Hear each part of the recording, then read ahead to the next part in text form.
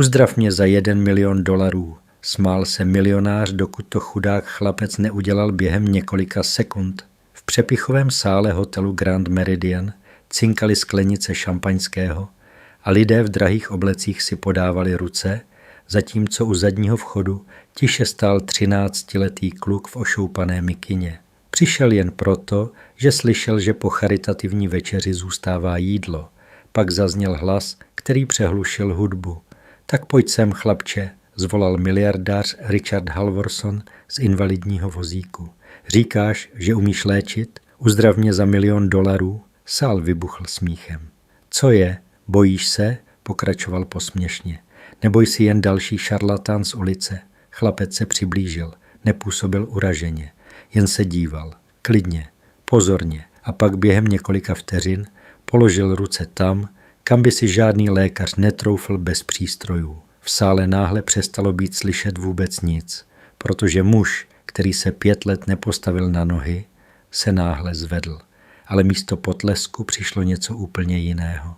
Zůstaňte s námi, protože tenhle příběh je o pravdě, kterou se někdo snažil umlčet. Než začneme, napište do komentářů, odkud nás sledujete a dejte odběr. Tady se slabí nestávají obětí navždy. Alex Cole nebyl zloděj, nebyl výtržník, nebyl ani žebrák v pravém slova smyslu, jen měl hlad. Do hotelu Grand Meridian nešel s plánem někoho ponížit nebo ohromit. Věděl, že po velkých akcích někdy personál rozdává zbytky. Stačilo počkat u zadního vchodu, být nenápadný a poděkovat, jenže toho večera nebyl nenápadný. Když procházel kolem otevřených dveří sálu, uslyšel hlas, který zněl jako kov, sebejistý. Zvyklý, že ho všichni poslouchají. Richard Halvorson, muž, jehož jméno znalo celé město, investiční magnát, filantrop, muž, který po úrazu páteře skončil na vozíku a stal se symbolem nezlomnosti. Dámy a pánové, pronesl s ironickým úsměvem, dnes sbíráme miliony na výzkum, ale pokud někdo z vás umí zázraky, nabízím osobní výzvu. Smích, potlesk. Alex se zastavil. Uzdrav mě, pokračoval Halvorson, a dám ti $1 000 000. Další smích. Alex si všiml detailu, který ostatní přehlíželi. Richardova pravá noha nebyla úplně nehybná. V lýtku proběhlo drobné napětí. Ne křeč. Odezva. Babička mu kdysi říkala, tělo si pamatuje cestu, jen ji někdy zapomene najít. Jeho otec léčil lidi bez diplomu, ne magií, dotykem, tlakem, pochopením kompenzací svalů. Ne všichni mu věřili. Někteří ho nazývali podvodníkem. Jeden lékař obzvlášť hlasitě, Alan Mercer. To jméno Alex znal a právě Mercer stál vedle vozíku, ruce založené, výraz pobavený. Prosím, vyzval Richard teatrálně. Kdokoliv. Alex udělal krok dopředu. Nikdo si ho nevšiml, dokud nestál téměř uprostřed sálu. Já to zkusím, řekl tiše. Nejprve bylo ticho, pak někdo vyprskl smíchy. Tohle je ta charita, ozvala se žena v drahých šatech. Bezdomovci nám teď budou dělat lékaře? Richard si ho změřil pohledem. Kolik ti je? 12? 13? Odpověděl Alex. A kde jsi studoval, doktore? Posmíval se Mercer. Nikde, řekl kluk. Učil mě děda. A táta, Mercer se zasmál nahlas. Tradiční léčitelé. Samozřejmě. Alex neodpovídal na výsměch. Díval se na Richardovu pánev, držení trupu, ramena. Viděl, že vozík není hlavní problém. Hlavní problém byla léta špatného nastavení těla. Můžu? Zeptal se. Richard zvedl obočí. Jestli mě zabiješ, aspoň to bude zajímavý večer. Smích. Mobilní telefony zvednuté. Alex položil ruce na Richardova záda. Lehce. Pak přitlačil přesně tam, kde cítil blok. Bolí? Zeptal se klidně. Richard sebou cukl. Co to? Dýchejte, řekl Alex tiše. Pak udělal rychlý, přesný pohyb. Ne prudký, přesný. Ozvalo se tiché lupnutí. Richardovi se rozšířily oči. Co jste to udělal? Vykřikl Mercer. Alex přejel rukou níž, uvolnil další napětí, zatlačil na kyčelní oblast. Richard najednou zalapal po dechu. A pak jeho pravá noha se pohnula. Ne křečovitě, vědomně. V sále někdo upustil sklenici. Richard se chytil opěradla vozíku. Jeho tvář zbledla, poté zčervenala. To není možné, šeptal Mercer. Zkuste se zvednout, řekl Alex tiše. To je šílené, sykla Richardova manželka Evelyn. Ale Richard cítil něco, co necítil 5 let. Signál, napětí, sílu. Opřel se o područky a pomalu, roztřeseně se postavil. Nerovně, nepevně, ale stál. Sál byl naprosto tichý, nikdo se nesmál. Alex ustoupil o krok zpět. To je jen začátek, řekl klidně. Musíte cvičit, jinak se to vrátí. Richard dýchal přerušovaně. Díval se na své nohy, jako by mu patřily poprvé. A pak se ozval Mercerův hlas, ostrý jako nůž. Tohle je podvod, křikl.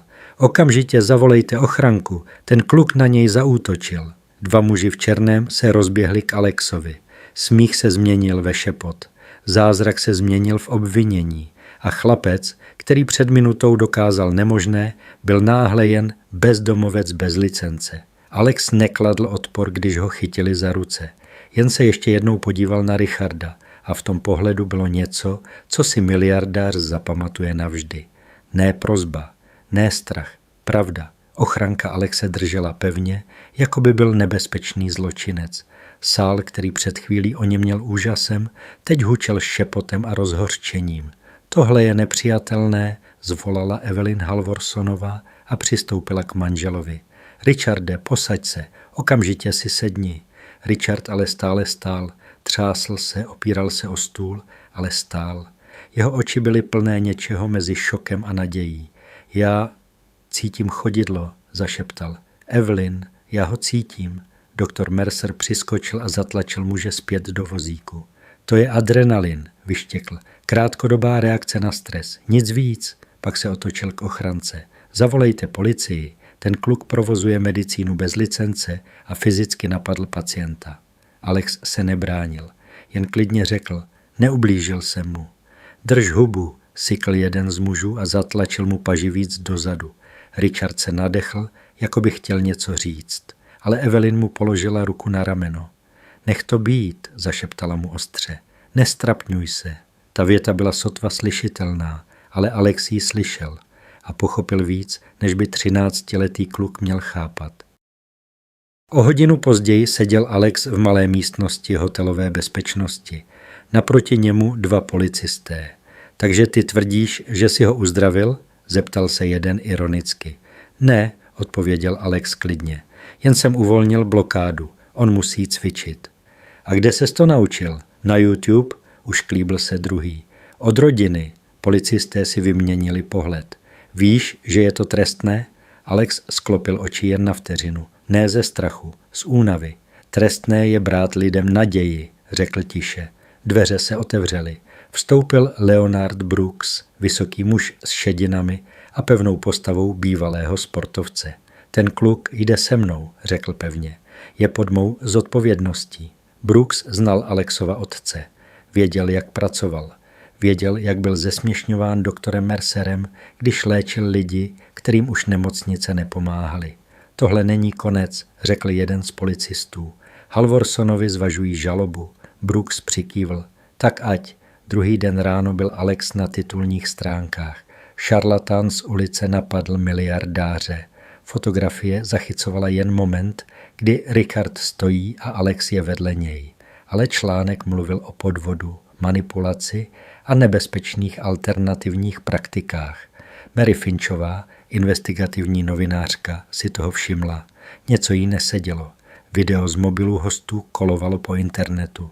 A na záběrech bylo jasně vidět, že Richard se postavil. Dobrovolně, nikdo ho nenutil. Mary si zastavila obraz, kde doktor Mercer přerušuje situaci a okamžitě mluví o podvodu. Příliš rychlá reakce, příliš připravená. Mezitím Richard seděl doma ve své pracovně. Mercer stál naproti němu. To, co jste cítil, bylo psychologické, vysvětloval lékař. Vaše tělo reagovalo na stres, nic víc. Richard si položil ruce na kolena, pomalu, a pak, velmi opatrně, napnul pravé stehno. Sval se stáhl. Mercer si toho všiml a rychle přešel k jinému tématu. Musíme podat žalobu, řekl tvrdě. jinak zničíte svou reputaci. A moje klinika taky. Richard se zadíval z okna. Ale já jsem stál, řekl tiše. Mercer přimhouřil oči. Stál jste pár sekund. To nic neznamená. Evelyn vstoupila do místnosti. Richarde, už se to řeší. Právníci připravují žalobu. Ten kluk musí být zastaven. Proč? Zeptal se Richard. Evelyn se zarazila. Protože jestli připustíš, že ti pomohl bez diplomu, co to udělá s našimi investicemi do klinik? Co to udělá s obrazem? Ticho. A v tom tichu Richard pochopil, že nejde jen o jeho zdraví. Jde o peníze. O týden později přišla oficiální žaloba. Nejen za ublížení na zdraví, ale i za poškození dobrého jména. Alex seděl v útulku a četl dokument, kterému sotva rozuměl. Chtějí miliony, zašeptal. Brooks položil ruku na jeho rameno. Chtějí tě umlčet. Mary Finchová už mezitím zjistila víc. Staré případy, kde doktor Mercer veřejně zesměšnil Alexova otce.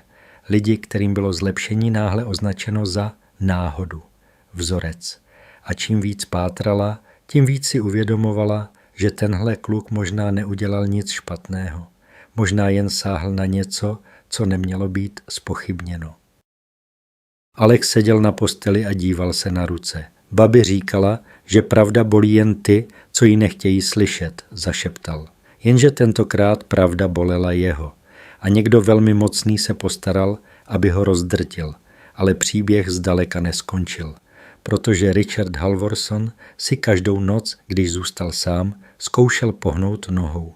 A pokaždé se něco pohnulo. Útulek na 9. Avenue měl pravidla. Žádný křik, žádné rvačky, žádné problémy.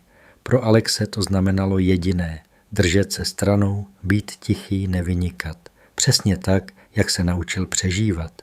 Jenže teď ho znali všichni. Když ráno vyšel pro rohlíky a teplý čaj, 2 kluci u vchodu se začali pochechtávat. Hele, doktor bezdomovec, sykl jeden. Uzdrav mě za 1 000 000, napodobil ho druhý a oba se zasmáli. Alex prošel kolem, jako by je neslyšel. Brooks mu říkal, když se ti smějou, neznamená to, že mají pravdu. Znamená to jen, že nemají odvahu mlčet. Ale i tak to bodalo. Odpoledne mu zavolal právník, kterého Brooks sehnal přes známého. Žádný velký žralok, spíš slušný člověk, který ještě věřil na spravedlnost. Alexi, poslouchej, řekl do telefonu. Halvorsonovi tvrdí, že si mu způsobil poškození nervové tkáně a zhoršení stavu. Budou chtít znalecké posudky a Mercer už připravuje své. Ale on se postavil, řekl Alex tiše. Vím, povzdychl právník, jenže oni mají peníze a peníze dokážou udělat z pravdy lež. Alex položil telefon a díval se na strop. V tom okamžiku měl chuť to vzdát. Ne proto, že by nevěřil sobě, ale protože věděl, jak se svět chová k lidem, kteří nemají nic. Mary Finchová mezitím seděla v redakci a přehrávala videa z gala pořád dokola. Každý záznam ukazoval totéž. Alexův klid, Richardův šok, pak okamžitý Mercerův výkřik podvod. Mary začala obvolávat lidi, kteří byli na akci. Někteří se báli mluvit, někteří tvrdili, že nic neviděli. Ale jedna starší žena jí řekla větu, která Mary zarazila. Doktor Mercer nám hned po večeři poslal e-mail, co máme říkat, kdyby se nás někdo ptal, že to byl nebezpečný incident. Mary si tu zprávu nechala přeposlat a teď už to nebylo jen o klukovi, bylo to o manipulaci. Richard Halvorson seděl doma v rehabilitační místnosti, vedle něj Mercer, naproti fyzioterapeut, který se tvářil, že tam není. Žádné pokusy, varoval Mercer, žádné alternativy, vaše tělo je křehké. Richard zvedl obočí. Moje tělo bylo křehké 5 let a přesto jsem se postavil. Mercer se pousmál, ale jeho oči byly tvrdé. Postavil jste se díky adrenalinu a taky díky tomu, že vás ten kluk mohl zranit. Vaše páteř je citlivá, mohl vám způsobit vnitřní krvácení. Stalo se něco? Zeptal se Richard. Ne, přiznal Mercer rychle, ale mohlo. Richard se podíval na fyzioterapeuta. Ten odvrátil oči. Mlčel. Richardovi to došlo. I lidé kolem něj se bojí říct pravdu. Týž večer se Alex vracel do útulku, když ho zastavila dodávka. Z ní vystoupili 2 muži v drahých bundách. Alex Cole? Zeptal se jeden. Alex stuhl.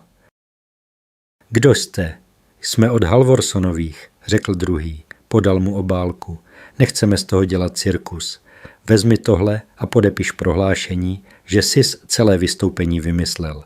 Že jsi to udělal kvůli pozornosti. Alex otevřel obálku. Byl v ní šek. Částka byla tak vysoká, že by za ní mohl mít byt, jídlo, školu, všechno. A taky papír s jednou větou. Potvrzuji, že jsem Richarda Halvorsona uvedl v omyl a že k žádnému zlepšení nedošlo. Alexovi se třásly prsty. Ne kvůli penězům. Kvůli tomu, jak snadno se někomu platí za lež. Když to podepíšeš, řekl muž, žaloba zmizí. Ty zmizíš, budeš mít klid. Alex zvedl oči. A když to nepodepíšu, muž se pousmál. Pak tě soud rozmačká a útulek nebude navždy. Vždycky se dá zařídit, aby ses ocitl někde jinde. Druhý muž udělal krok blíž. A trenér Brooks? Ten je na tom už teď zdravotně špatně. Byla by škoda, kdyby se mu něco stalo. Alexovi stuhl žaludek. Tohle nebyla nabídka. To byla výhrůžka zabalená do šeku. Alex zavřel obálku a podal ji zpátky. Ne, řekl tiše. Oba muži se na sebe podívali, jako by neslyšeli správně. Řekl si, ne, zvedl obočí první. Alex polkl. Můj táta říkal, že když prodáš pravdu jednou, už si ji nikdy nekoupíš zpátky. Mužův úsměv zmizel. Tak hodně štěstí, doktore, nasedli do dodávky a odjeli. Alex zůstal stát na chodníku, ruce studené. A v tu chvíli mu zazvonil telefon. Brooks. Alex to zvedl a uslyšel chrčivý dech. Alexi, jsem v nemocnici, zachraptěl Brooks. Někdo mi dal něco do pití v posilovně. Alexovi se podlomila kolena. Kde jsi? Vyhrkl. St. Anne, hlas slábl. Nenech se zlomit. Spojení se přerušilo. Alex se rozběhl. Ne jako kluk bez domova. Jako někdo, kdo pochopil, že tahle hra už není jen o jeho jménu. Teď šlo o život člověka, který se ho zastal. A někdo chtěl, aby se Alex bál. Jenže strach někdy udělá pravý opak. Někdy probudí něco, co už nejde zastavit. V nemocnici St. Anne to vonělo dezinfekcí a levnou kávou. Alex vběhl dovnitř s mokrými vlasy od mrholení a srdcem, kterému bušilo až v krku. Na recepci mu sestra věnovala pohled, který znal celý život. Pohled, který říkal, co tu dělá takový kluk sám. Prosím, trenér Leonard Brooks, vyhrkl. Přivezli ho sem, je mu špatně. Sestra si ho přeměřila. Kdo jste? Jsem, Alex stěžka polkl. Jsem jeho chovanec. Bez doprovodu dospělého vám informace dát nemůžu. Alex se nadechl. Chtěl křičet, ale věděl, že křik ho tady jen zničí. Vytáhl mobil a zavolal Mary Finchové. Číslo mu dala den předtím s tím, že když se něco zvrtne, ozvi se. Zvedla to po druhém zazvonění. Mary, jsem v St. Anne. Brooks je tady. Je to vážné. Nechtějí mi nic říct. Jdu, řekla jen. A nic nepodepisuj. Alex zůstal stát u recepce jako socha, dokud nepřišla. Mary vypadala unaveně, ale její oči byly ostré. Přistoupila k sestře a ukázala průkaz. Mary Finchová, tisk. Potřebuji vědět, kde je Leonard Brooks. Je svědek v probíhajícím případu a pokud se mu něco stalo, nemocnice má povinnost spolupracovat. Sestra znervóznila. To musím ověřit. Ověřujte, řekla Mary klidně. A já mezitím zavolám na policii a řeknu, že mi nemocnice brání v kontaktu se svědkem možného trestného činu. Sestra stichla, pak rychle vyťukala něco do počítače. Pokoj 314, ale jen na chvíli. Alex skoro běžel. Brooks ležel bledý, napojený na infuzi. Když Alex vstoupil, otevřel oči. Slabě. Ty jsi přišel, zašeptal. Co vám dali? Alex si sedl k posteli a snažil se nedat najevo paniku. Brooks se nadechl, jako by ho to bolelo. Nevím. Bylo mi špatně hned po pití. A pak tma. Mary stála u dveří a pozorovala monitory. Doktor říkal co? Že otrava jídlem, zachraptěl Brooks. Ale odmlčel se a stiskl Alexovi ruku. To nebylo jídlo. Alex zíral na jeho ruku. Babička mu kdysi ukazovala, jak se pozná, když tělo bojuje s toxinem. Studený pot, zrychlený puls, zvláštní sladký dech. Máte něco na žaludek? Zeptal se Alex sestry, která vešla. Tohle je nemocnice, odsekla sestra. My víme, co děláme.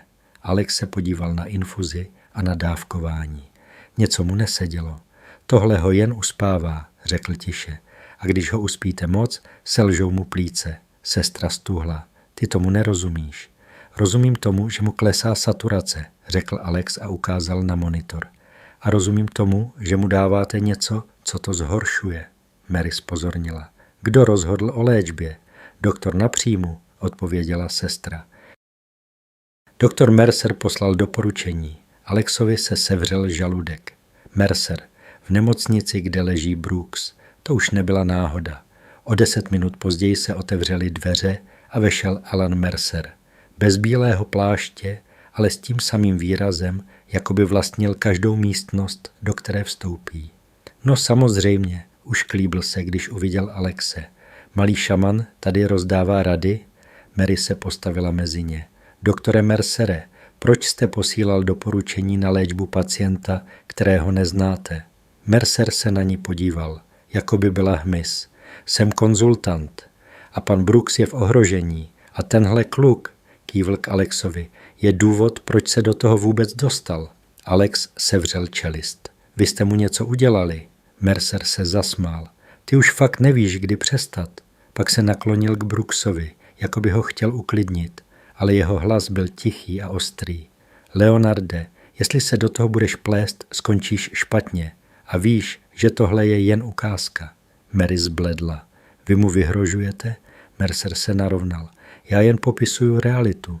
Svědci v mediálních kauzách často psychicky kolabují. Víte? Alex se díval na Brooksovu tvář. Viděl, že se snaží něco říct, ale nemůže. A v tu chvíli Alex udělal něco, co by mu mohlo zničit život. Sáhl po infuzi a jemně upravil průtok. Nevypnul, jen snížil. Sestra vykřikla, nesahejte na to. Mercer vystřelil vpřed. To je napadení pacienta. Mary vytáhla telefon a zapnula nahrávání. Řekněte to ještě jednou, doktore, a podívejte se do kamery. Mercer se zarazil na vteřinu. A právě v té vteřině Brooksův dech sklidněl. Saturace se přestala propadat. Alex se sklonil k Brooksovi. Dýchejte, pomalu, jste tady. Brooks slabě přikývl. Mercerovi stuhl výraz, protože viděl, že to funguje. A to byl pro něj problém. Venku na chodbě se objevil muž v drahém obleku. Ne doktor, ne policista. Právník Halvorsonových, ten samý typ, co posílal šeky. Tohle musí skončit, řekl a kývl na ochranku nemocnice. Odveďte toho kluka. Ochranka se přiblížila. Mary zvedla hlas.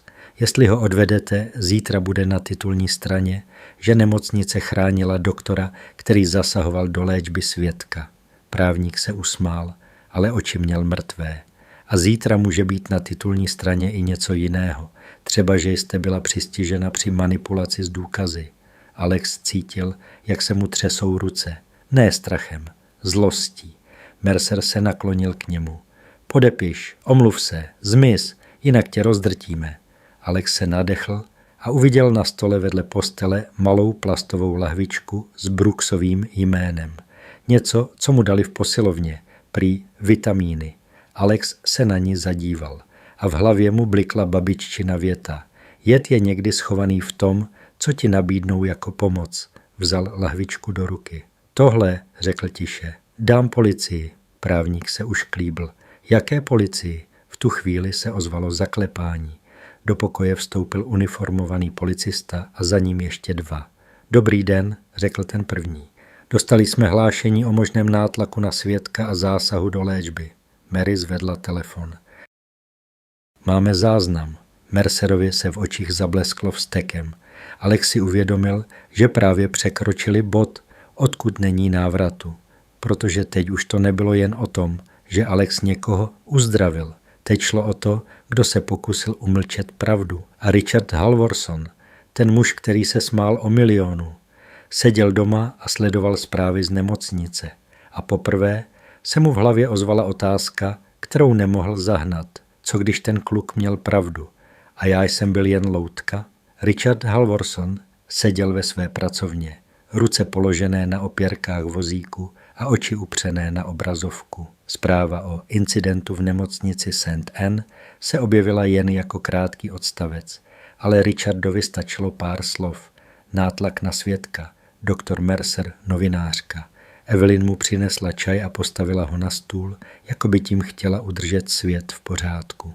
Nezajímej se o to, řekla, je to cirkus a my se do toho nebudeme plést. Richard se na ní podíval.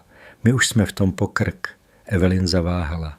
Richarde, ty přece víš, že ten kluk mě postavil, přerušil ji. Ne křikem, o to hůř.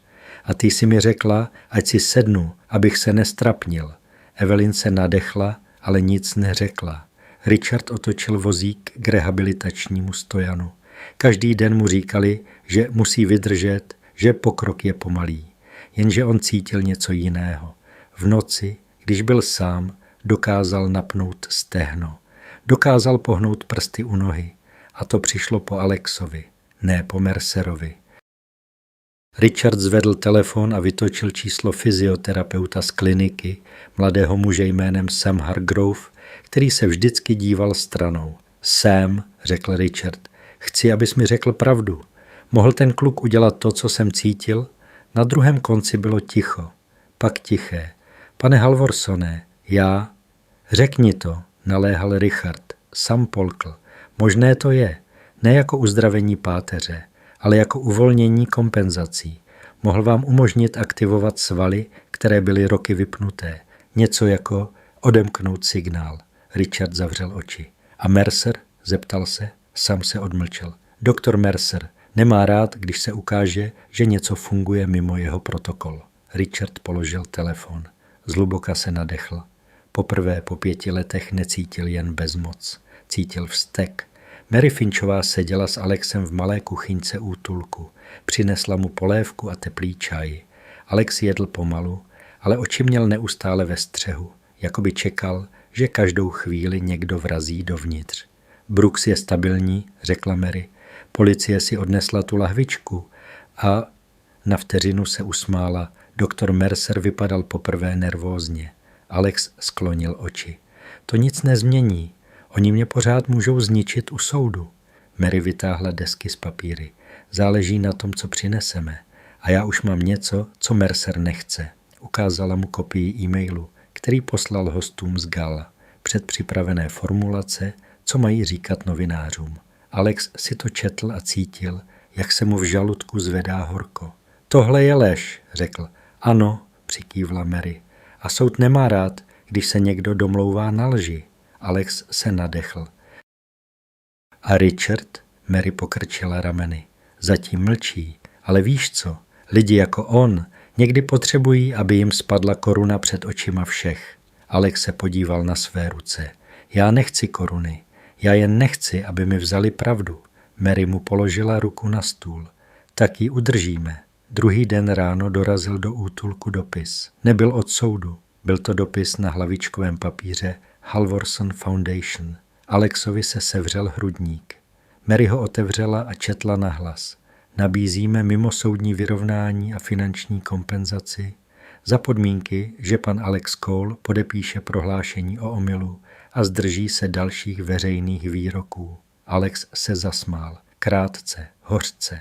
To je to samé jako ten šek, Mary přikývla. Jen elegantnější. V tu chvíli Alexovi zazvonil telefon. Neznámé číslo. Zvedl to opatrně. Alex Cole, ozval se hluboký hlas. Alex stuhl. Ano, tady Richard Halvorson. Mary zvedla obočí. Alexovi se zatajil dech. Chci s tebou mluvit, řekl Richard. Sám, bez Mercera, bez Evelyn, bez právníků. Alex polkl. Proč? Na druhém konci bylo ticho. Pak upřímné, tiché. Protože už si nejsem jistý, kdo mi celou dobu lhal. Setkali se v malé soukromé místnosti v rehabilitačním centru. Richard přijel bez pompéznosti. Jen s jedním asistentem, který zůstal venku. Alex vešel s Mary, ale Richard hned zvedl ruku. Jen on, řekl. Mary chtěla protestovat, ale Alex přikývl. Budu v pořádku. Když dveře zaklaply, bylo ticho. Richard se díval na Alexe dlouho. Pak řekl něco, co Alex nečekal. Když jsem se ti smál, nebylo to jen kvůli tobě. Smál jsem se sám sobě, protože jsem už nevěřil, že se něco může změnit. Alex mlčel. Richard se naklonil. Řekni mi pravdu, co jsi udělal? Alex mu to popsal jednoduše, bez kouzel, bez velkých slov. Jen tělo, svaly, bloky, dech. Richard poslouchal jako člověk, který se poprvé opravdu dívá. A ty myslíš, že můžu chodit? Zeptal se Richard tiše. Alex se zarazil. Nevím, možná, ale vy musíte chtít víc, než jen vypadat dobře před lidmi. Richardovi se v očích objevil stín. A co když Mercer to nechce? Alex se podíval přímo na něj. Pak jde Mercerovi o vás míň než o sebe. Richard sevřel ruce. Všechno, co říkáš, mi ničí svět. Alex pokrčil rameny. Mě svět zničili už dávno. Richard mlčel tak dlouho, až Alex myslel, že setkání skončilo. A pak Richard řekl větu, která posunula všechno. U soudu možná promluvím. Alexovi se rozbušilo srdce. Opravdu? Richard přikývl. Ale bude to znamenat válku. Moje žena, Mercer, ti se nevzdají. Alex se nadechl. Já už ve válce jsem. Richard se na něj podíval a poprvé v něm nebyl posměch. Byl tam respekt. Dobře, řekl Richard. Tak to dokončíme. Jenže když Alex odcházel, v chodbě rehabilitačního centra uviděl Evelyn s doktorem Mercerem. Stáli u okna, tváře napjaté. A Mercer, když si všiml Alexe, se usmál tím nejhorším způsobem. Jako člověk, který právě spustil poslední tah. 2 dny před soudem se všechno zlomilo. Alex se vracel do útulku s taškou potravin, které Mary vyprosila v komunitním centru. Bylo pod mrakem, foukal vítr a ulice byla plná lidí, kteří se dívali skrz něj, jako by byl jen další stín. U vchodu do útulku stál vedoucí směny, pan Dorsey, s rukama v kapsách a nepříjemně napjatým výrazem. Alexi, začal, aniž by se na něj pořádně podíval. Máme problém. Alex stuhl. Jaký problém? Dorsey ukázal na papír v ruce. Volali z města. Kontrola. Prý jsme pustili dovnitř člověka, co dělá nelegální medicínu. A že tím ohrožujeme ostatní. Alexovi se stáhlo hrdlo. To je lež. Možná, řekl Dorsey. Ale jestli tu budeš, zavřou nám zařízení. Tady nejsi sám. Máme tu rodiny, staré lidi. Alex cítil, jak se mu podlamují nohy. Takže mě vyhazujete? Dorsey si povzdychl. Dočasně, aspoň do soudu. Je mi to líto. Dočasně. To slovo u bezdomovce znamenalo, teď si venku a nikdo ti nic neslibuje. Alex stál s taškou v ruce a lidé kolem něj procházeli. Znovu ten pocit. Svět je pro někoho měkký a pro někoho beton. V tu chvíli se za rohem objevila Mary. Jakmile uviděla Alexův výraz, hned pochopila. Kdo na vás tlačí? Zeptala se ostře Dorseyho. Nevím, zamumlal. Jen volali. Mary si vzala papír, přečetla a oči se jí zúžily. Tohle je napsané právnickým jazykem, ne jazykem úředníka. Někdo vám to připravil. Alex zvedl oči. Mercer, Mary přikývla. Chce tě dostat na ulici, aby ses nedožil soudu. Alex se nadechl. Co mám dělat? Mary mu položila ruku na rameno. Půjdeš ke mně. A tentokrát tě nikdo jen tak nevyhodí. Ještě ten večer zazvonil Alexovi telefon. Tentokrát ne neznámé číslo. Evelyn Halvorsonová. Alex to zvedl, protože věděl, že někdy je lepší slyšet hady syčet, než nechat je plazit se potichu. Alexi, začala sladce, až se mu udělalo špatně. Chci, abys věděl, že tohle nemusí být ošklivé. Už je, odpověděl Alex. Evelyn se zasmála. Richarda jsi zmátl, ale on se vrátí k rozumu. Mercer mu vysvětlí fakta. Fakta? Alexovi stvrdl hlas. Vymyslíte vaše investice. Chvíle ticha. Pak Evelyn schladla. Podívej se, nabízíme ti peníze. Hodně peněz. Byt, školu a klid. Podepiš, že jsi lhal a všechno skončí. Alex zavřel oči. Představil si vlastní postel, teplou sprchu, učebnice, které by nemusel schánět v bazaru. A pak si představil Broxe na nemocniční posteli.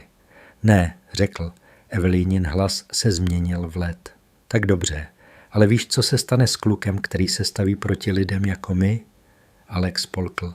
Nevím, ale vím, co se stane s lidmi jako vy, když se pravda dostane ven. Evelyn zavěsila a Alex pochopil, že už jde o to, kdo se zlomí první. Druhý den ráno se Mary probudila na zvuk oznámení. Na internetu se objevil nový článek, tentokrát mnohem horší.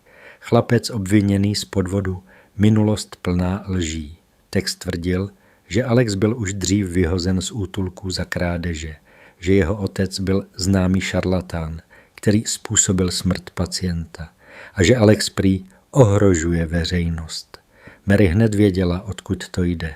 Stejný tón. Stejné fráze. Mercer. Alex seděl u kuchyňského stolu v Marijně bytě a četl to. Ruce se mu třásly. To není pravda, zašeptal. Mary si sundala brýle. Pravda nehraje roli, když proti tobě stojí PR tým. Ale víš co? I PR tým potřebuje nějaký základ. A jestli lžou o minulosti, můžeme je chytit. Alex se nadechl. Jak? Mary vytáhla složku, kterou si připravila. Našla jsem jméno pacienta, o kterém tvrdí, že ho tvůj otec zabil. A našla jsem jeho rodinu. Alexovi se sevřelo srdce. Mojeho tátu takhle zničili. Mary přikývla. A teď ho zničí znovu, přes tebe, pokud jim to dovolíš. Alex sklonil hlavu. Já už jsem unavený. Mary se naklonila blíž. Unavený můžeš být po soudu. Teď musíš vydržet, protože u soudu nebude rozhodovat, kdo má hezčí oblek. Bude rozhodovat, kdo má důkaz. Alex zvedl oči. A Richard? Mary zaváhala. Zatím mlčí. Mercer ho drží nakrátko. V tu chvíli Alexovi přišla zpráva. Richard. Nemůžu se k tobě dostat. Mercer mi bere telefon, ale vím, co udělám u soudu. Alexovi se rozbušilo srdce. On to myslí vážně. Mary přikývla. Tak to teď Mercer zkusí poslední věcí. A měla pravdu, protože ještě ten den odpoledne dorazila policie k Mary domů. Ne s omluvou, s příkazem. Máme hlášení, že tady nezletilí provádí nelegální zdravotní úkony, řekl jeden z policistů. Musíme provést kontrolu. Alex stuhl. Mary se usmála, ale byl to úsměv člověka, který už čekal přesně tohle. Samozřejmě, řekla klidně, pojďte dál. A řekněte mi prosím, kdo přesně podal hlášení. Policista se podíval do papíru. Anonymně. Mary přikývla. Anonymně. Jak pohodlné. Alex cítil, jak se mu stahuje žaludek. Jestli ho teď odvedou, k soudu se nedostane. A Mercer vyhraje. Jenže Mary vytáhla telefon a spustila nahrávání. Takže, řekla nahlas, tady máme policii na základě anonymního hlášení 2 dny před soudem v kauze Halvorson versus Cole. To je zajímavé. Policisté znervózněli. Jeden z nich si odkašlal. My jen plníme povinnost. To já taky, řekla Mary. A moje povinnost je chránit svědka před zastrašováním. Alex pochopil, že jsou v bodě, kdy se každý krok počítá a že zítra bude soud. Den, kdy se ukáže, kdo je šarlatán a kdo je skutečný léčitel. Soudní budova v centru města byla chladná a strohá, jako by se i stěny snažily říct, tady emoce neplatí. Jenže před vchodem to vřelo. Kamery, mikrofony, lidé s transparenty. Šarlatáni do vězení, křičel někdo. Nechte ho mluvit, odpověděl jiný. Alex šel vedle Mary, hlavu skloněnou, ale kroky pevné. Včera večer skoro nespal. Ne ze strachu o sebe, ze strachu, že tohle všechno rozdrtí Broxe, že jeho jméno zůstane navždy v bahně a že pravda se ztratí mezi titulky. U dveří ho zastavil soudní zřízenec. Jméno? Mary ukázala průkaz. Svědek a já jako doprovod. Alex prošel detektorem a v tom okamžiku uviděl Halvorsonovi. Richard v drahém obleku, ale stále na vozíku. Vedle něj Evelyn, dokonalý úsměv, ledové oči. A za nimi doktor Mercer, elegantní, klidný, jako by sem patřil víc než soudce. Když Mercer zahlédl Alexe, jen mírně přikývl, skoro přátelsky. Ten typ úsměvu, který říká, už je rozhodnuto. Alexovi přeběhl mráz po zádech. V síni to začalo jako divadlo. Právník Halvorsonových se postavil, rozložil papíry a spustil hlasem, který by dokázal prodat i lež jako zlato. Tento případ není o zázracích. Je o ochraně veřejnosti. Nezletilý chlapec bez vzdělání, bez licence, fyzicky manipuloval s páteří pana Halvorsona. Ohrozil jeho život. Mercer přikývl a nasadil výraz znepokojeného profesionála. Pak promítli fotografie Alexových rukou na Richardových zádech. Zastavený obraz, který měl vypadat jako útok. A navíc, pokračoval právník, obžalovaný následně šířil nepravdivé informace, že pana Halvorsona uzdravil, poškodil jeho dobré jméno. Alex seděl tiše. Mary ho držela za rameno, aby cítil, že není sám. Pak soudce, muž středního věku s unavenýma očima, zvedl hlavu. Pane Cole, jak se přiznáváte? Alex polkl. Nevinně. Soudce přikývl. Dobře, pokračujte ve výslechu svědků. Mercer byl první. Vstal, upravil si manžety a podíval se na porotu i soudce s jistotou člověka, který už 100krát mluvil z pozice autority. Pane doktore, začal právník, mohl tento chlapec způsobit panu Halvorsonovi škodu? Ano, řekl Mercer bez zaváhání. Manipulace páteře bez znalosti anatomie může vést k mikroporaněním, krvácení, zhoršení neurologických funkcí. Došlo k nějakému zlepšení? Zeptal se právník. Mercer se na vteřinu odmlčel, jen tak, aby to vypadalo uvážlivě. Ne, pokud se pan Halvorson postavil, šlo o krátkou stresovou reakci, psychosomatický efekt. Alexovi v hrudi něco prasklo, ne vztekem, bez mocí, protože Mercer to říkal tak hladce, že by mu věřil i člověk, který viděl video. Mary se zvedla. Křížový výslech, soudce přikývl. Mary se postavila k Mercerovi a vytáhla papír. Doktore, poslal jste po gala e-mail hostům s doporučením, co mají říkat médiím? Mercer se usmál. Poslal jsem bezpečnostní upozornění, aby se předešlo šíření nepravd. Mary zvedla papír. Takže potvrzujete, že jste koordinoval výpovědi? To je silné slovo, řekl Mercer klidně. Doporučil jsem fakta. Mary se naklonila. Fakta, jakože to byl nebezpečný útok? Mercer sevřel čelist. Ano, protože to bylo nebezpečné. Mary otočila list. A proč jste o týden později poslal doporučení k léčbě pana Brookse v nemocnici St. Anne? To je další náhoda? Mercer zamrkal. Brooks byl stresovaný. Jako trenér nezletilého šarlatána. Nabídl jsem konzultaci. Soudce se zamračil. Doktore, jste ošetřující lékař pana Brookse? Ne, přiznal Mercer. Tak proč jste zasahoval? Zeptal se soudce. Mercer se usmál, ale bylo to napjaté. Z profesní odpovědnosti. Mary vytáhla další dokument. A z profesní odpovědnosti jste také podal anonymní hlášení na útulek, aby Alex přišel o střechu nad hlavou 2 dny před soudem? V síni to zašumělo. Mercer se prudce otočil. To je absurdní, Mary ukázala na soudce. Máme záznam telefonátu, kde úředník cituje přesnou právní formulaci, kterou běžný občan nepoužije. A máme svědectví, že podobný text už dřív používala Mercerova klinika. Mercer stuhl. Soudce zvedl ruku. Uklidněte se, budeme se držet prokazatelných věcí. Právník Halvorsonových vyskočil. Námitka, to je spekulace, soudce přikývl. Částečně uznávám, pokračujte. Mary se otočila k Alexovi. Alexi, jsi připraven svědčit? Alex vstal. V síni bylo ticho. Řekni nám, začal právník protistrany s pohrdavým úsměvem. Jak jsi přišel na to, že umíš léčit páteř miliardáře? Alex se nadechl.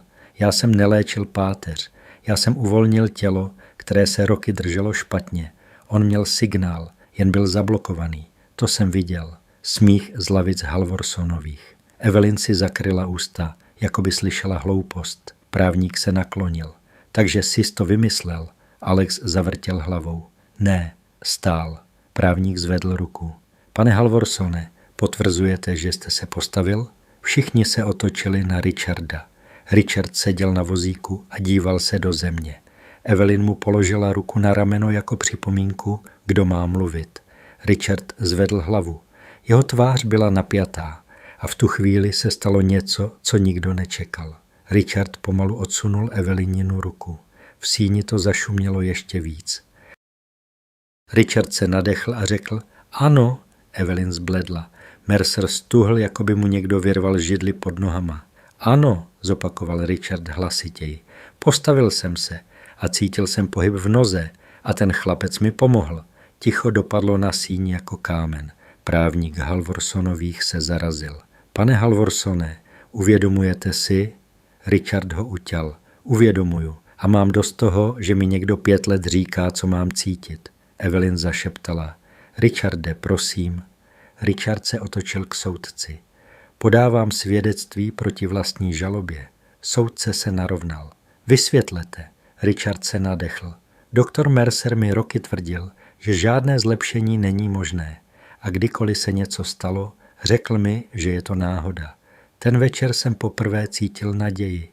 A místo toho, abychom to prozkoumali, Mercer s mou ženou to začali zakrývat. Mercer vyskočil. To je lež. Richard se na něj podíval. Tak mi vysvětlete, proč mi berete telefon, proč posíláte lidi z šeky, proč zasahujete do léčby svědka, proč se bojíte, že se pravda dostane ven. V sále někdo zadržel dech. Soudce udeřil kladívkem. Ticho, doktore Mercere, budete mlčet, dokud nedostanete slovo. Mercer seděl, bledý, a právě v tu chvíli Mary vstala s posledním trumfem. Vaše ctihodnosti, řekla, předkládám důkazy, že doktor Mercer systematicky diskreditoval neoficiální léčitele, včetně Alexova otce, aby chránil příjmy své kliniky, a že některé zprávy byly upravovány. Právník Halvorsonových se pokusil protestovat, ale soudce zvedl ruku. Dost, řekl soudce. A jeho hlas byl poprvé opravdu tvrdý. Tento soud měl rozhodovat o údajném napadení. Místo toho slyším o manipulaci, zastrašování a možném falšování dokumentace. Žaloba se zamítá. Evelyn zalapala po dechu. To nemůžete. Můžu, uťalí soudce. A navíc nařizuji zahájení vyšetřování doktora Mercera pro možné zneužití postavení a manipulaci se zdravotnickou dokumentací.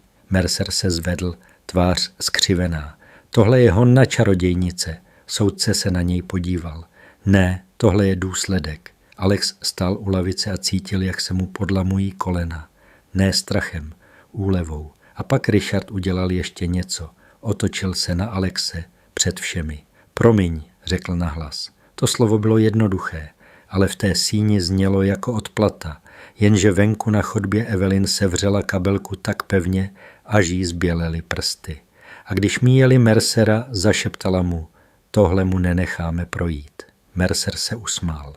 Už ne arogantně, zoufale, protože věděl, že když padá, chce stáhnout někoho s sebou.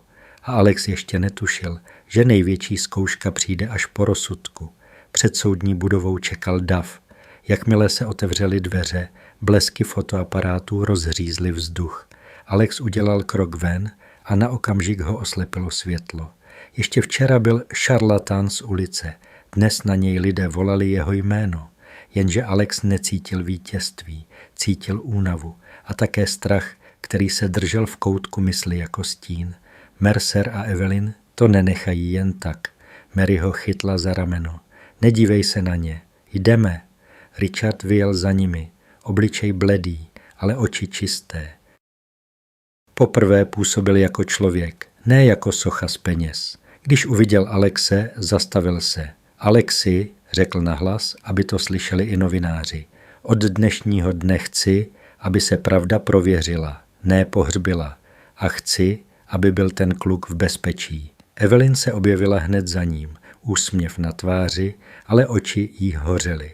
Richarde, nedělej další scénu. Richard se na ní ani nepodíval. Scénu si dělala ty, když si chtěla koupit lež. V tom okamžiku Evelyn ztratila půdu. Ne před lidmi, před ním. A to bolelo víc než titulky. Vyšetřování se rozjelo rychleji, než Mercer čekal.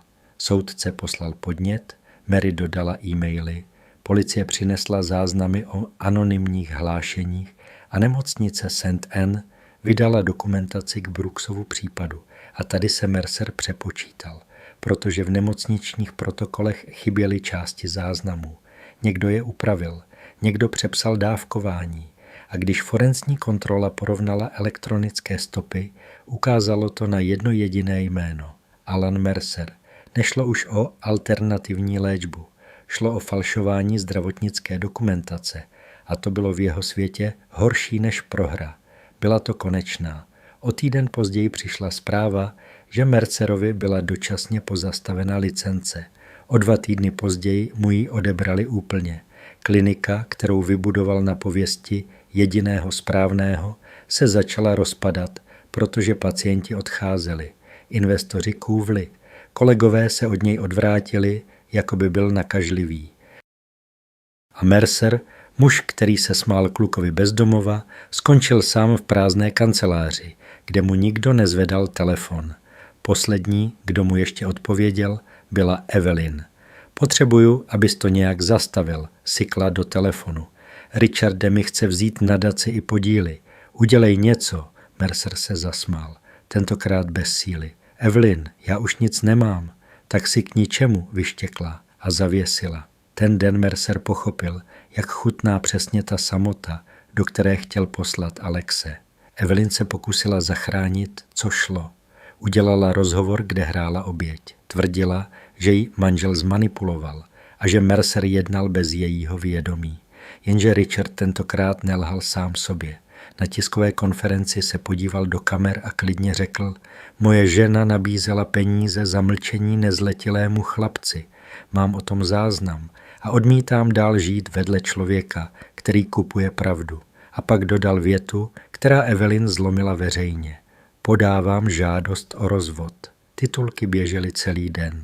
Evelyn přišla o tvář, o vliv a hlavně o přístup k penězům, které ji držely nad vodou. A když se snažila přiblížit k Alexovi přes právníky, soud jí zakázal kontakt. Odplata nebyla křik. Byla to zeď, kterou už nepřelezla. A Alex? Alex poprvé po dlouhé době spal v posteli, která nebyla v útulku. Richard mu zajistil bezpečné bydlení přes sociální program. Ne jako dar z milosti, ale jako oficiální ochranu svědka.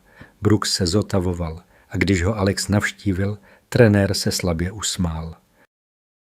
Říkal jsem ti, zašeptal Brooks, že když se ti smějou, je to jen začátek. Alexovi se zaleskly oči. Málem jsem to vzdal. Ale nevzdal, stiskl mu Brooks ruku. Richard si Alexe pozval do své pracovny ještě jednou.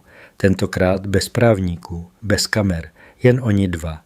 1 000 000, řekl Richard tiše. Jsem ti slíbil jako vtip. A vtip byl na můj účet. Alex sklopil oči. Já to nedělal pro peníze. Já vím, přikývl Richard. Právě proto si je zasloužíš. Alex zavrtěl hlavou. Nechci 1 000 000 do kapsy. Chci možnost se učit. Chci být doktor, opravdový. Aby mě už nikdy nikdo nemohl zničit jen tím, že nemám papír. Richard se usmál. Poprvé bez hořkosti. Tak to uděláme správně, řekl. Založím stipendium na tvé studium. A nadaci? Stichl a podíval se na fotografii na polici. Na staršího muže s laskavýma očima. Nadaci pojmenuju po tvém otci, řekl. Protože jestli někdo zaslouží, aby jeho jméno bylo očištěno, je to on. Alexovi se sevřel krk. Táta by nevěřil, že se tohle může stát. Já taky ne, přiznal Richard, ale stalo se, protože jsi neprodal pravdu. A na konci příběhu stál Alex u malého hrobu na okraji města. Babiččin hrob byl jednoduchý, bez ozdob. Položil na něj květinu, kterou koupil z prvních peněz, co vydělal legálně, pomocí v rehabilitačním centru, kde ho už brali vážně. Babi, zašeptal, měla si pravdu, pravda bolí, ale stojí za to. Vítr zafoukal, jako by odpověděl. Alex se otočil a šel zpět k autu, kde na něj čekal Brooks. A v dálce, na chodníku, Richard dělal první kroky s berlemi.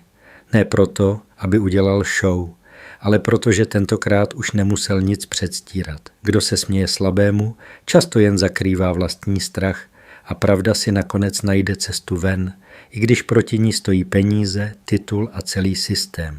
Pokud vás tenhle příběh dojal, dejte like a odběr a napište do komentářů, měl Alex přijmout 1 000 000 a zmizet, nebo udělal správně, že šel až do konce.